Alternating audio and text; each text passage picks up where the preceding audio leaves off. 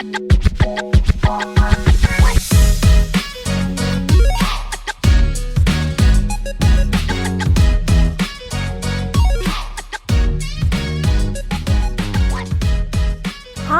it's Emma, and welcome to Sax Bites, the 5-minute saxophone lesson podcast. Today, I've got a 5-minute lesson that actually applies to pretty much all musicians and not just saxophone players, because I want to talk about phrase shape. Some teachers might refer to this as, say, musicality or musicianship or expression. There's many different words for it, but in a lot of cases, you'll be a student and you'll be told to play more expressively, play with more emotion, and you might actually have no clue what to do. This little tip that I'm going to share today is one that I say all the time. And if any of my students are listening to this, you will undoubtedly have heard it and you will be rolling your eyes. And that is, where are you going and where are you coming from? Let me explain. So when I'm trying to teach students about shaping or being more expressive through a phrase in music, I like to remind them that each phrase is going to have its own contour. It's going to be building up to one particular note, the most important note of the phrase, and then it's going to be coming back down from that high point. Think about the way you might say an average sentence. If you put an emphasis on a different word in the sentence, you can slightly change the meaning. So if you emphasize, "Hi, my name is Emma," versus "Hi, my name is Emma," there's slightly different implications to what the listener's actually hearing there. The first time round, it just sounds like a friendly greeting. And in the second one, where I've emphasized my name, it's kind of like, oh, maybe I'm mad that you forgot my name and I'm really pointing it out.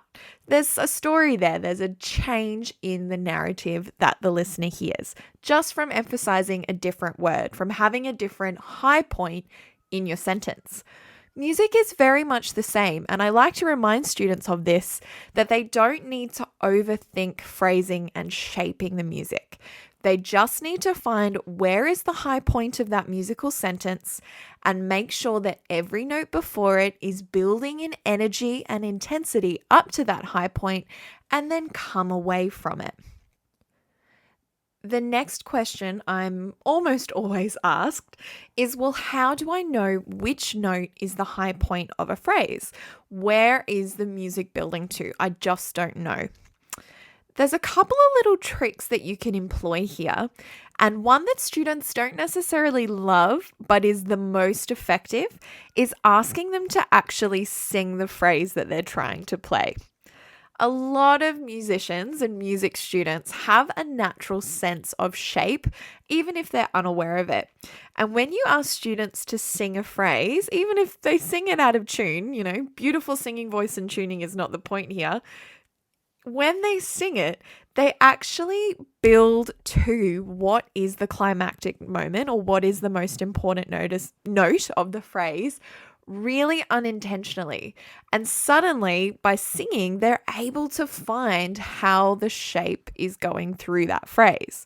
So singing is definitely the first little trick to finding where your high point is and where your contour should be.